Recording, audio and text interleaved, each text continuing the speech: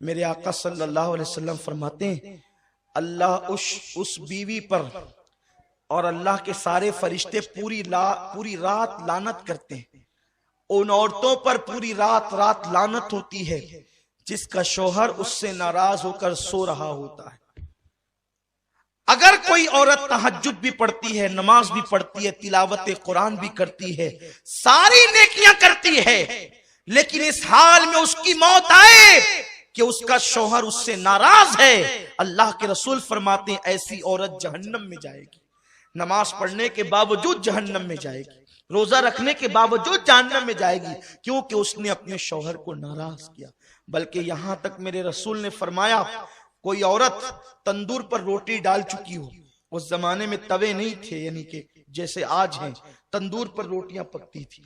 आका फरमाते कोई औरत तंदूर पर रोटी डाल चुकी हो और उसका शौहर उसे अपनी जरूरत के लिए बुलाए, क्योंकि महफिल में सभी लोग हैं, मैं बहुत हया के पर्दे में हदीस पढ़ रहा हूं।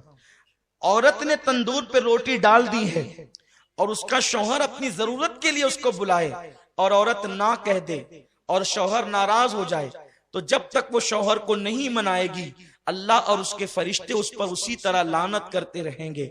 अगर उसी हालत में उसको मौत आ गई तो वो औरत जहन्नम में जाएगी। आजकल की औरतें तो शौहर को गालियां देती है।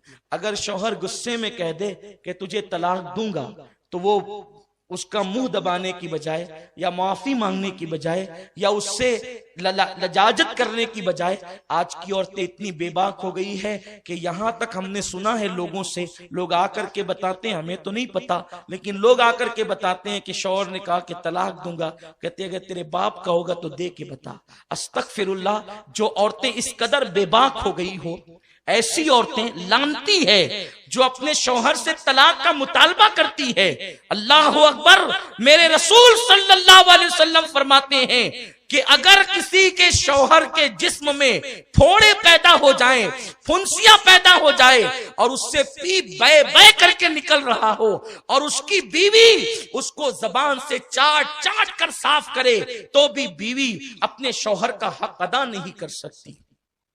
शौहर का हक ये है बीवी पर कि अगर शौहर के बदन के जख्म को वो जबान से चाट कर साफ करे तो भी हक अदा नहीं कर सकती। और अल्लाह के रसूल सल्लल्लाहु अलैहि वसल्लम फरमाते हैं, अगर मैं अल्लाह के सिवा किसी को सजदा करने की इजाजत देता तो मैं औरतों को कहता कि वो अपने शौहर को सजदा करे, लेकिन चूंकि गैरुल्लाह को सजदा जायज नहीं, इसलिए औरतों को इजाजत नहीं। लेकिन औरत अपनी हर खुशी को अपने शौहर की खुशी पे कुर्बान कर दे। अल्लाह अकबर। अगर शौहर कह दे तुमने स्टोर नहीं जाना, तो वो दिन भर औरतों का मूड ऑफ हो जाता है। शौहर कह दे तुमने माँ के यहाँ नहीं जाना, तो झगड़ा करने लगती है औरतें। पता नहीं ये औरतें इतनी बेबाक कैसे हो गई। जिन औरतों को शौहर को सताते देखो, समझ जाओ इनका ठिकाना जहन्नम है।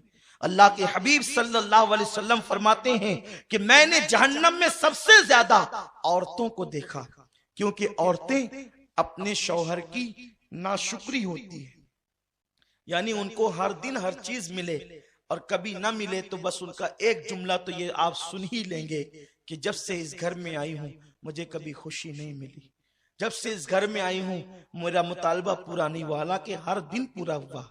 ये नाशुक्री सिर्फ शौहर की नहीं, ये अल्लाह की नाशुक्री है। और ऐसी औरतें जहन्नम में जाएगी।